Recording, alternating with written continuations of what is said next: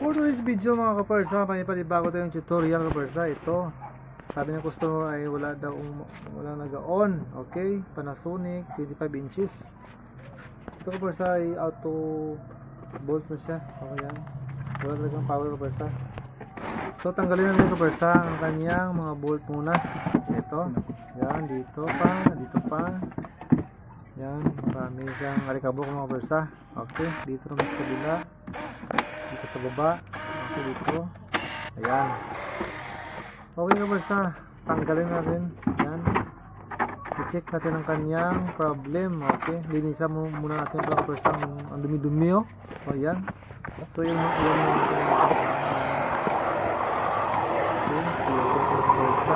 dito, ayan. Marami talagang alikabok. Siguro matagal na itong nakaimba kaparsa. Speaker na tanggalin natin ang kanyang degusser. Yan, degusser ito.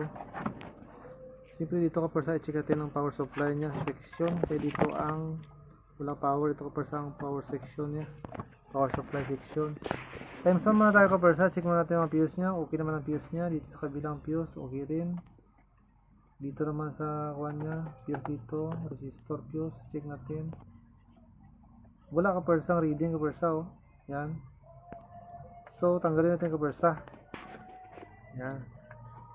Ito kasi kaparsa umiinit ito matagal, kaya bumibigay din siya habang magtagal. Yan. Oh, ito kaparsa, itapon natin yan.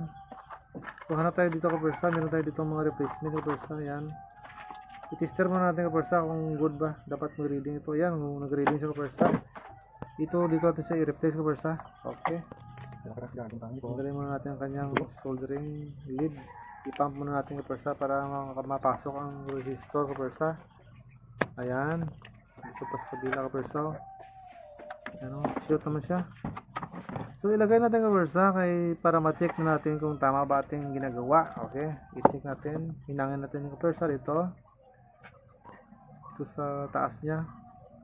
Siyempre damihan natin ang lead niya kaparsa para kumapit siya ang mga buti. Okay, ayan, dito naman sa okay, i-check mo natin, linisan ng konti. Okay, ayan, siyempre i-check natin kaparsa, degusser ay balik natin at saka ang speaker.